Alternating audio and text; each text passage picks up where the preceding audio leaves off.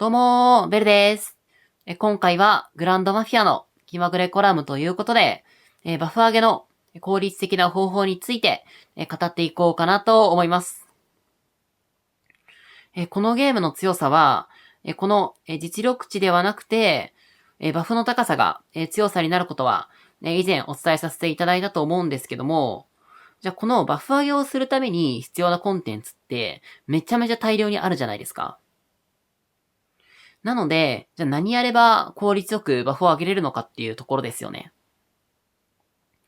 今回はその、効率の良い、バフの上げ方について、いろいろと、語っていこうかなと思います。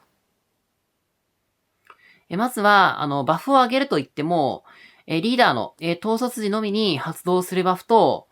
リーダーを、統率させているかどうかに、関係なく発動するバフの、2種類がありまして、正直、リーダーなしで集結受けるときと、で、逆に、リーダーなしで集結を打つとき以外に、その差って正直ないんですよね。あとは、フィーバー状態じゃないと、発動しないものだったり、あると思うんですけども、そもそも戦うときって、フィーバー状態じゃないですか。なので、そこら辺は今回、すべて同じものとして扱っていこうかなと思います。そしてもう、結論から言ってしまうんですけども、バフ上げって、まんべんなくやる。これが一番強くなる方法です。例えば、装備あるじゃないですか。あれって、ルーキー装備から、タイラント装備。その後に、キング装備からの、ゴッドファーザー装備。これらあると思うんですけども、じゃあタイラント装備 S から、じゃあキング装備を S にしたとき、この時って、結構バフ上がるじゃないですか。で、その後、じゃあキング装備の S から、ゴッドファーザー装備の S に切り替えたタイミング。このタイミングでももちろんかなり上がっていきますし、じゃあゴッドファーザー装備を、じゃあ S から SS にしたタイミングで、さらにもっと上がるじゃないですか。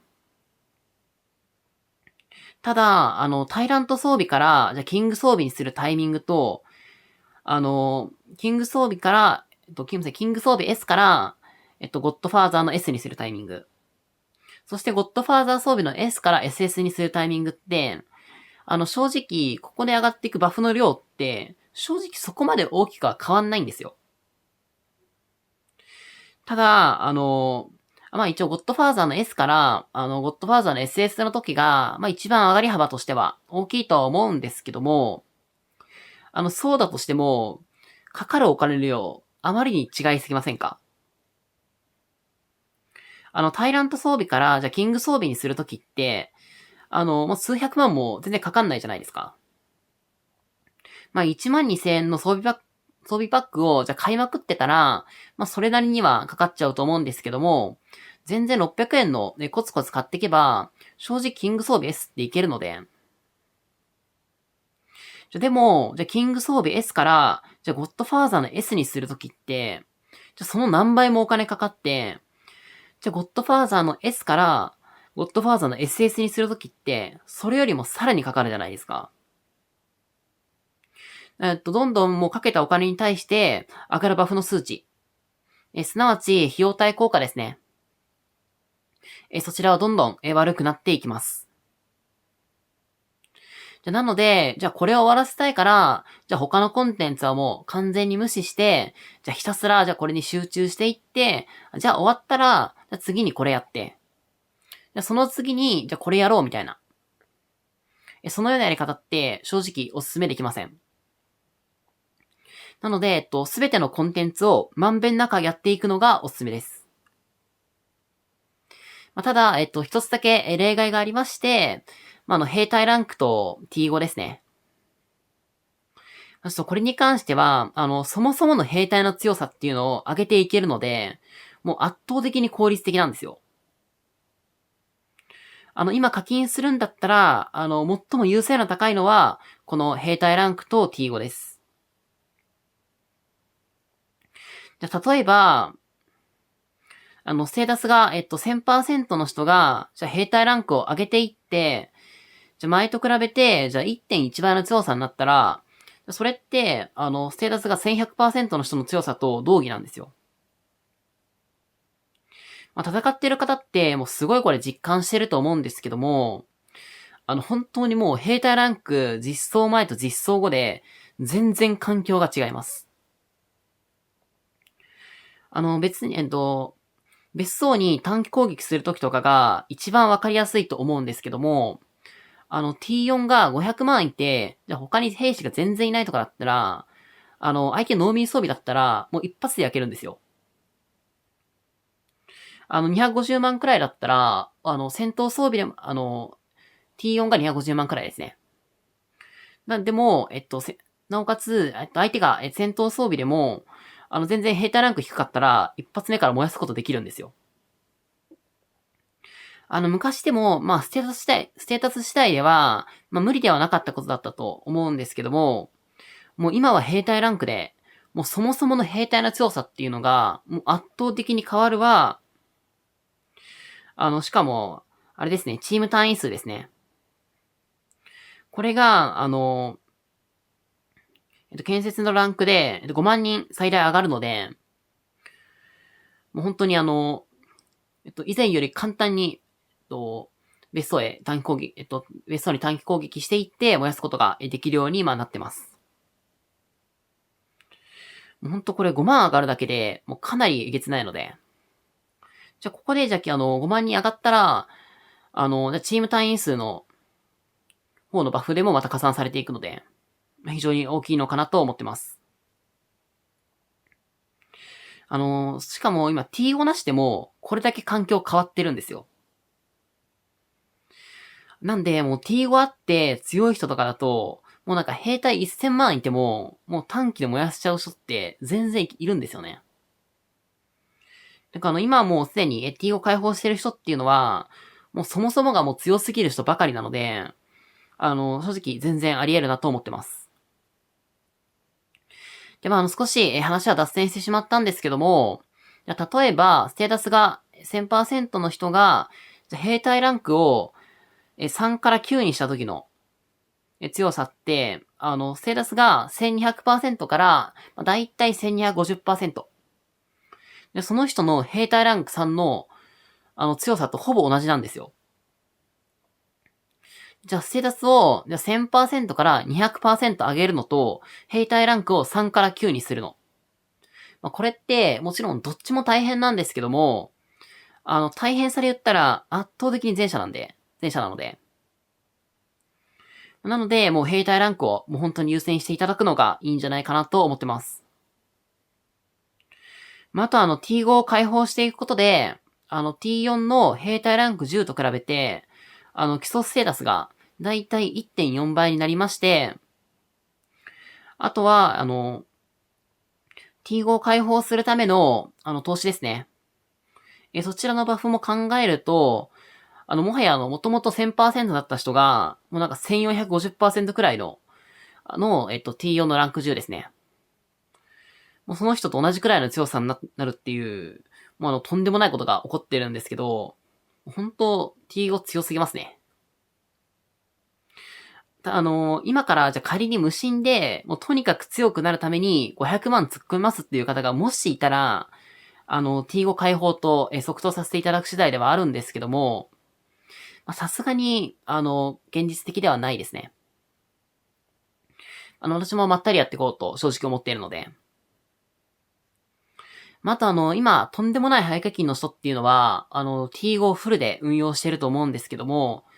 現実問題、維持費の関係で T5 解放させたとしても、じゃあ T5 自体を戦いで死亡させないために、T5 の割合っていうのは6割から8割にして、残りは T5 解放してる人でも、T4 を4割から2割入れる。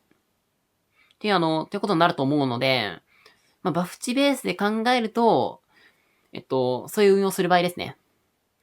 その場合は、1000% が、1350% くらいになるイメージなんですけど、ただどちらにしてもえげつないですね。ちょっと話が、それすぎてしまったので、この辺りにしていきたいんですけども、兵隊ランクがもう本当にえげつない話と、T5 については、以前の気まぐれコラムの方で、解説させていただいてまして、概要欄の方に、リンクを貼っておりますので、気になる方は、そちらよりご視聴いただけると嬉しいなと思います。では、兵隊ランク以外の、バフ上げ要素も、見ていきたいと思うんですけども、ここまでは、じゃあまんべんなく並行して育てていくべきというところと、他の、じゃあまんべんなく、育成するべきところを終わらせてからやっていくべきところ。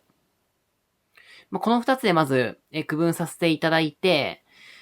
その他の、じゃあまんべんなく進めるべきところを終わらせてから、育成するべき箇所の中でも、さらに、後にやるべきコンテンツ。もう毎月、じゃあ何十万、何百万と使っていく、もうガチ勢向けのコンテンツですね。ちょっとこの3つで区分させていただこうかなと思います。ちょっと名前が長すぎるので、最初からもうまんべんなく並行して育てていくべきところを、ステージ1。じゃあ他の、じゃあまんべんなく育成すべきところが終わってからやるべきところをステージ2。で最後に、ガチ勢向けのコンテンツを、ステージ3と、させていただければと思います。ステージ1を、すべて終わらせてから、じゃあステージ2を、進めていって、じゃあステージ2が終わったら、じゃあステージ3をやっていく。そうしていただくと、非常に、効率的に強くなっていくことができると思いますので、ぜひ今回の動画が参考になれば嬉しいなと思います。では、まずは投資ですね。投資については、T3 から T4 のタイミングで、かなり強くなることはもちろん、あとはもうめちゃめちゃいろいろ項目ありますね。パスワードコインを使用しない投資と、使用する投資で、一旦分けていこうと思うんですけども、まずは使用しない投資ですね。でまず、じゃあステージ1が、T4 を解放するための、単位と、経済の投資。それと、あとは該当覇者。それと、装備と、ビーナス。あとは該当カジノですね。そして、あとは編成の相性バフ。特に、最後の相性バフは、もう本当にもう大変なんですけど、もう効果がこれあまりに大きすぎるので、ここまでは確実にステージ1なのかなと思ってます。で、それに加えて、少しちょっと難しいところなんですけども、この上級単位の、T4 のコストダウンの投資ですね。ここってバフには関係ないので、じゃあここを上げたから戦闘で強くなるかって言われたら、そこはノーになってしまうんですけども、正直、これないと T4 を大量に作っていくっていうことは厳しくて、あと治療費が、治療費もこれで減らすことができるので、継戦能力っていう意味で見たときに、非常に関わってくるんですよ。なので、ここは正直ステージ1に含めちゃってもいいのかなと思ってます。ただ、こちらの視聴戦単位ですね。これについては、もう確実にプラスアルファの部分になってきますので、ステージ2でいいのかなと思ってます。では次に、パスワードコインを使用する投資なんですけども、まずは周長戦の投資から。こちらは、スキルセットですね。これがレベル5になるまでは、がステージ1。それ以上が、ステージ2になります。で、次に、高級装備なんですけども、こちらはこの、ランク上限ですね。このランク上限1までがステージ1。それ以降が、ステージ2になるのかなと思ってます。では次に、このファミリークリスタルなんですけども、こちらは征服シーズンをやってない方は、もう何も手をつけないで OK です。わざわざ、先行サーバー行って、これをやるってことは、正直しないでいいと思ってます。で、征服シーズンが、開催された後であれば、まずは、このサブ武器と、シューズの、継承開放スロットが、継承スロット開放が、ステージ1。で、それ以降が SL2 になるかなと思ってるんですけども、ただ高級装備とファミリークリスタルについては、もうちょっとやっても、効果がそんな落ちるわけではないんですよね。費用対効果が。なので、場合によっては、高級装備だと、このランク上限2と、パーツ分解の2ですね。ここまでを、ステージ1としてやっていくっていうのも全然ありかなと思ってます。で、ファミリークリスタルについては、こちらのジャケットとボトムの継承スロットアンロックも、ステージ1としてやっていくのも全然いいのかなと思ってます。では次に英雄ですね。こちら無課金英雄は毎日のスタミナ消化で金までいけると思いますので、課金英雄をベースにしてお話ししていきたいんですけども、バランスと、端子で使う英雄、それと、投資バフだったり、あとトレーニングバフですね。その内製バフを持っているヒーローを育てていくのが、ステージ1になるのかなと思います。というかもう課金英雄ほぼすべてですね。ただ、ここ一つ問題があって、超高級ヒーローの、高級英雄のタイタンとミラーとシャドウブレイド。彼らなんですけども、もはやステージ2ではないです。彼らは今回初のステージ3です。正直、紫、A ランクですね。そのプラス2までは絶対やらないと、使い物にならない。かつ、ちゃんと、じゃあ他の課金英雄と同じだけの強さを発揮するとしたら、もう A のプラス3か、プラス4っていうのは必須になるんですよ。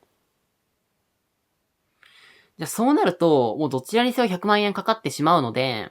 じゃあそこまでいったら、もうほぼ金になるっていうところで、中途半端が許されないのが彼らです。ただ、彼らを金にするために、一人130万使っていくんだったら、他のものに課金した方が全然強くなるので、優先する必要っていうのは正直ないのかなと思ってます。では次に英雄装備ですね。こちら結構育てていくのが大変なもので、非常に分類が難しいところではあるんですけども、セイントと、オーガとレッドローズ。この3名と、各端種の優秀ヒーロー。ギャングだと、ロックスター。シューターだと、ブルータス。バイカーだと、ママシータ。これらの、基本装備の方ですね。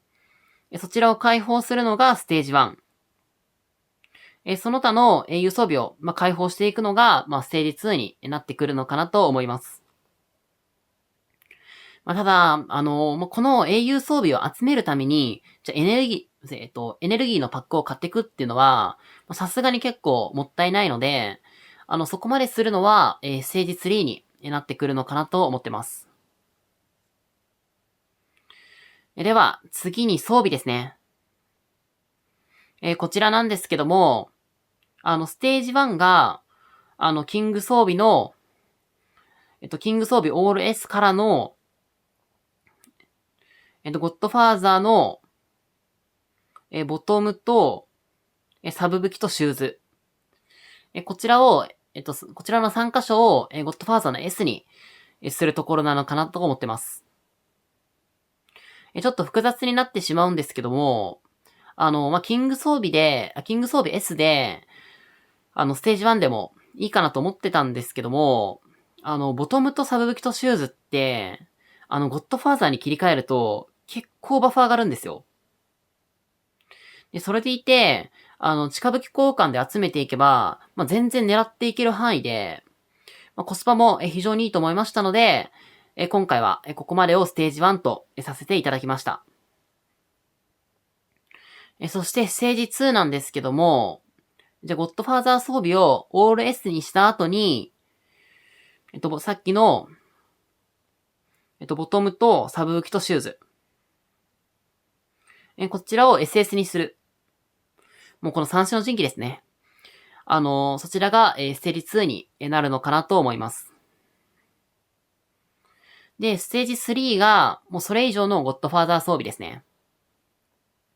オール SS にしていったり、あとは同じ箇所、複数作っていく感じですね。で、同じ箇所複数作るのとは、正直、コスパっていう面で見ると結構悪くて、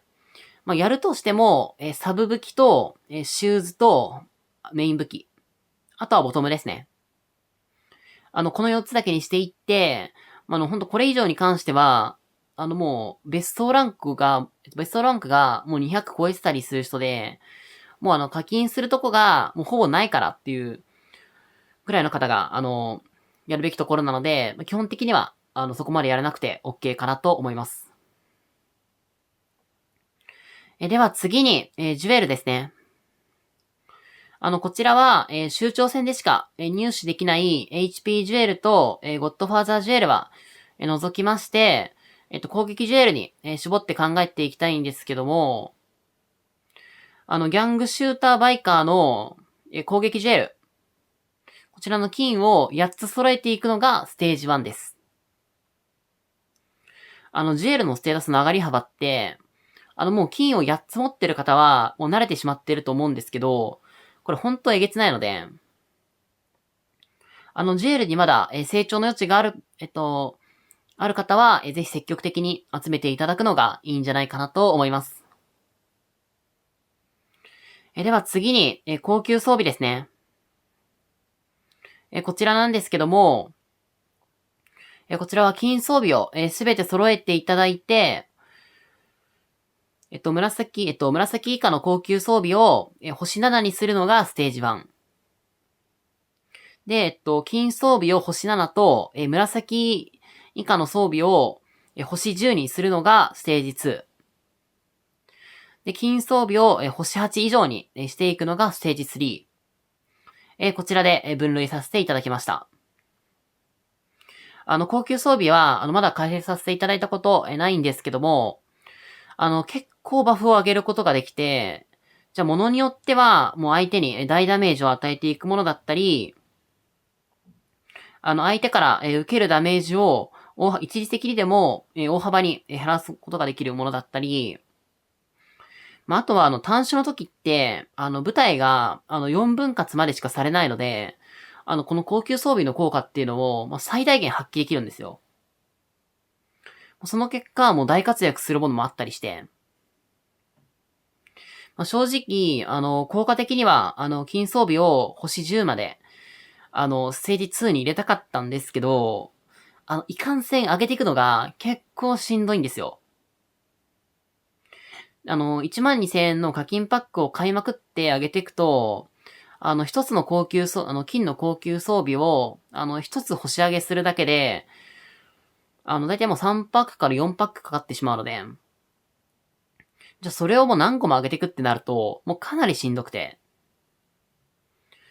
金装備が、星7くらいまでだと、紫以下の、装備も上げていけるので、そちらのためにもなるっていうところで、まだ上げていけるんですけども、金装備が星7超えたあたりくらいから、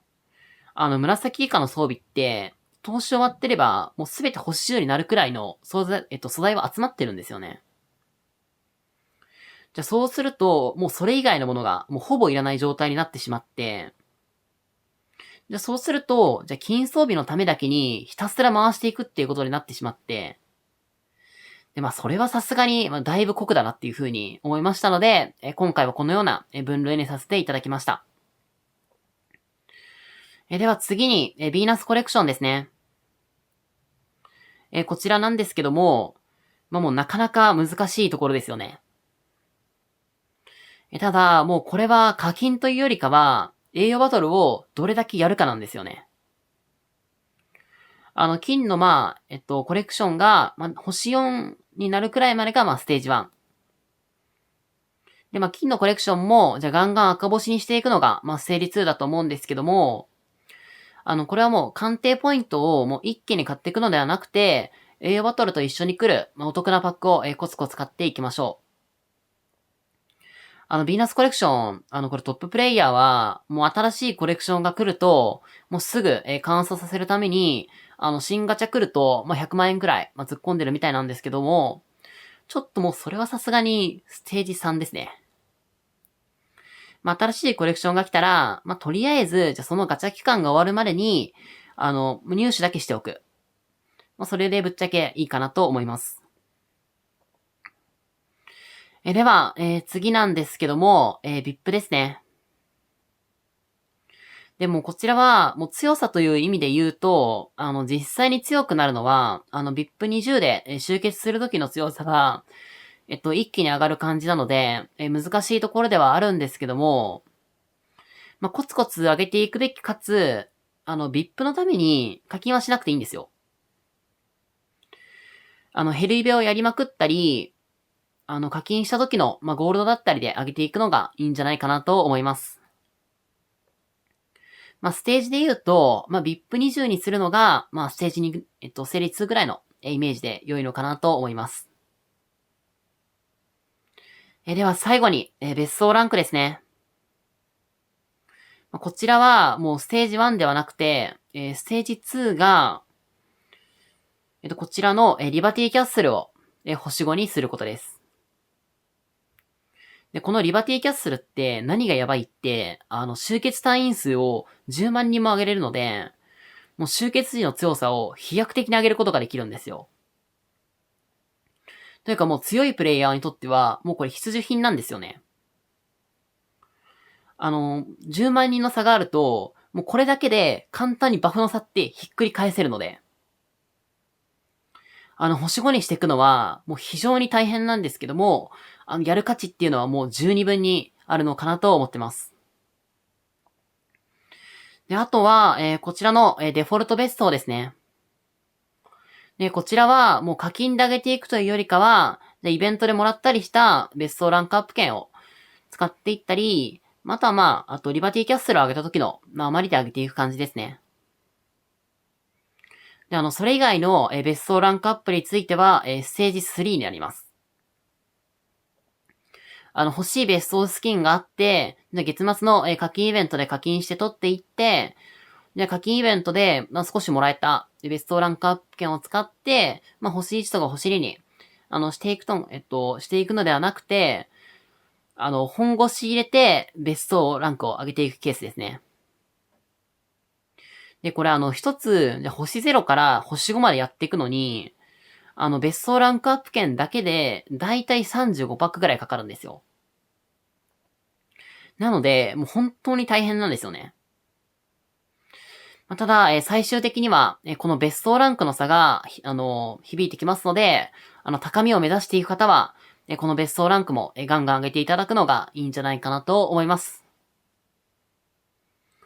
はい、こちらで、主要なバフ上げ要素については、以上になるんですけども、今後も、アップデートで追加されていくものも、あると思いますし、細かい部分で、スキンの伝導とかですね。そちらでも、上げていくことが可能です。あとはスキルだったり、ファミリークリスタル。そのあたりは、周長戦の参加回数がものを言う部分なので、今回はご紹介しなかったんですけども、どちらも非常に重要です。なのでぜひ力を入れてやっていただくのがいいんじゃないかなと思います。せっかく課金するんだったら、しっかり強くなれるものに課金していきたいという方が多いと思いますし、じゃあその方が、どんどん戦っていけるようになって、じゃあこのゲームがもっと楽しくなると思いますので、ぜひ今回の動画が参考になれば嬉しいなと思います。あとは今回ご紹介させていただいた各バフ上げの方法ですね。まだやれてないものもあるんですけども、各項目を詳しく解説した動画を投稿してますので、気になる項目がありましたら、概要欄にリンクを貼っておりますので、そちらよりご視聴いただけると嬉しいなと思います。では、今回の動画はこの辺りで締めたいなと思います。最後までご視聴いただきありがとうございました。チャンネル登録及び概要欄より X のフォローをしていただけるとめちゃめちゃ嬉しいので、ぜひよろしくお願いいたしますというところで、バイバーイ。